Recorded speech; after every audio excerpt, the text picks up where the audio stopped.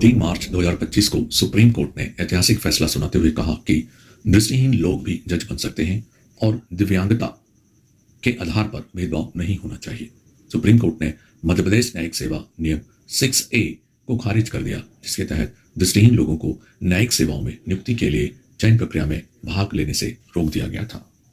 दोस्तों, अमेरिकी राष्ट्रपति डोनाल्ड ट्रंप ने बिटकॉइन सहित 5 अन्य क्रिप्टो को अमेरिका के रणनीतिक रिजर्व में शामिल करने की घोषणा की है।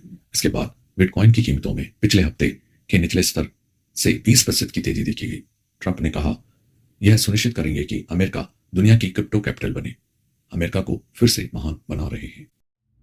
दोस्तों, केंद्र सरकार ने Indian railway catering and tourism corporation अर्थात IRCTC और इंडियन रेलवे फाइनेंस कॉर्पोरेशन अर्थात IRFC को नवरत्न का दर्जा दिया है। दोनों कंपनियों को नवरत्न का दर्जा मिलने के बाद देश में कुल नवरत्न कंपनियों की संख्या 26 हो गई है। इससे पहले दोनों कंपनियों को मिनी रत्न का दर्जा प्राप्त था। दोस्तों, वर्ल्ड वाइल्ड लाइफ डे हर साल 3 मार्च को मनाया जाता है, जिसका उद्देश्य वन्य जीवों और उनके प्राकृतिक आवासों के संरक्षण के महत्व को बढ़ावा देना है। यह दिन हमें वन्य जीवों के अस्तित्व को बचाने और उनके संरक्षण के लिए वैश्विक जागरूकता फैलाने का अवसर प्रदान करता है। संयुक्त राष्ट्र द्वारा 2013 में इसकी शुरुआत की गई थी। दोस्तों, एड्रियन ब्रॉडी ने 97वें एकेडमी अवार्ड्स में द ब्रूट लिस्ट के लिए बेस्ट एक्टर का अवार्ड जीत लिया। वहीं माइकी मैडिसन को अनोरा के लिए बेस्ट एक्टर्स का अवार्ड मिला। दोस्तों, ऑस्कर 2025 में अनोरा ने बेस्ट पिक्चर का अवार्ड जीत लिया है। वहीं शॉन बेकर को इस फिल्म के लिए बेस्ट डायरेक्टर का अवार्ड मिला है। अनोरा को बेस्ट फिल्म एडिटिंग और best writing, original screen play समेत कई अवार्ड मिले। अनोरा की कहानी ब्रुकलिन के एक स्ट्रिपर एनी के इर्द गिर्द घूमती है, जिसकी शादी एक प्ले बॉय से होती है। दोस्तों, हीलिओस कैपिटल के संस्थापक और मुख्य निवेश अधिकारी समीर अरोड़ा ने भारत में निवेशकों पर कैपिटल टैक्स लगाने को केंद्र सरकार की सबसे बड़ी गलती बताया है। उन्होंने कहा, कैपिटल टैक्स के कारण खासकर विदेशी निवेशक लगातार 5 महीनों से भारतीय शेयर बेच रहे हैं। पिछले 2 महीनों में उनकी बिकवाली 1 लाख करोड़ से अधिक हो चुकी है।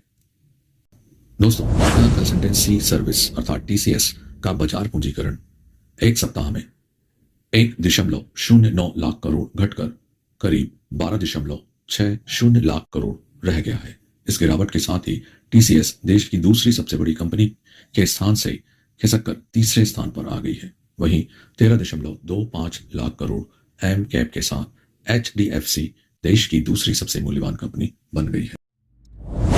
दोस्तों, महाराष्ट्र सरकार ने नवजात से 14 साल तक की लड़कियों के लिए मुफ्त कैंसर वैक्सीन देने का ऐलान किया है। राज्य सरकार के स्वास्थ्य मंत्री प्रकाश आंबेडकर ने 1 मार्च को इसकी जानकारी देते हुए कहा, जीवन शैली में बदलाव से ग्रामीण और शहरी क्षेत्रों में कैंसर के मामले बढ़ रहे हैं। अब यह बच्चों समेत सभी आयु समूह में फैल रहा है।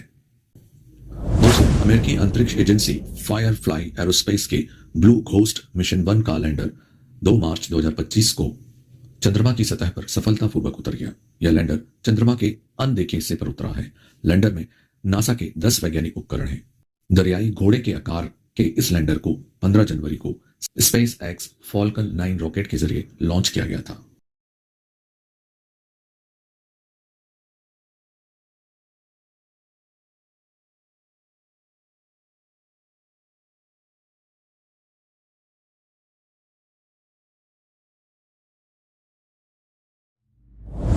तुहिन कांत पांडे ने 1 मार्च 2025 को सेबी के 11वें चेयरमैन के पद के रूप में कार्यभार संभाला। उल्लेखनीय है कि केंद्र सरकार ने फरवरी में तुहिन कांत पांडे को सेबी का चेयरमैन नियुक्त किया था। दोस्तों, गुजरात में प्रधानमंत्री नरेंद्र मोदी की अध्यक्षता में हुई राष्ट्रीय वन्य जीव बोर्ड की बैठक में देश की नदियों में डॉल्फिन की संख्या को लेकर पहली बार रिपोर्ट जारी की गई। इस रिपोर्ट के अनुसार देश की नदियों में 6,327 डॉल्फिन होने का अनुमान है। नागपुर में विदर्भ और केरल के बीच खेला गया रणजी ट्रॉफी 2024-25 का फाइनल रविवार को ड्रॉ पर समाप्त हुआ। मैच की पहली पारी में मिली बढ़त के आधार पर विदर्भ को रणजी ट्रॉफी 2024-25 का विजेता घोषित किया गया। यह विदर्भ का तीसरा रणजी ट्रॉफी खिताब है। विदर्भ ने इससे पहले 2017-18 और 2018-19 में यह टूर्नामेंट जीता था। मध्य प्रदेश के मुख्यमंत्री डॉक्टर मोहन यादव ने बालाघाट प्रवास के दौरान कहा कि हम मध्य प्रदेश में आगामी समय में इंस्पेक्टर सहित सभी विभागों के 1 लाख पद भर्ती करेंगे और आगामी 5 साल में सरकारी और निजी सेक्टर मिलाकर 2,70,000 पद भरे जाएंगे। दोस्तों, मध्य प्रदेश के यशस्वी मुख्यमंत्री मोहन यादव ने महाशिवरात्रि के पर्व पर दमोह जिले में स्थित फतेहपुर को अब अजब धाम नाम से जाना जाएगा। दोस्तों, मध्य प्रदेश के यशस्वी मुख्यमंत्री मोहन यादव ने महाशिवरात्रि पर घोषणा की कि दमोह जिले में स्थित फतेहपुर को अब अजब धाम के नाम से जाना जाएगा। मुख्यमंत्री ने 26 फरवरी 2025 को जय जय सरकार के वार्षिक महोत्सव कार्यक्रम में यह घोषणा की।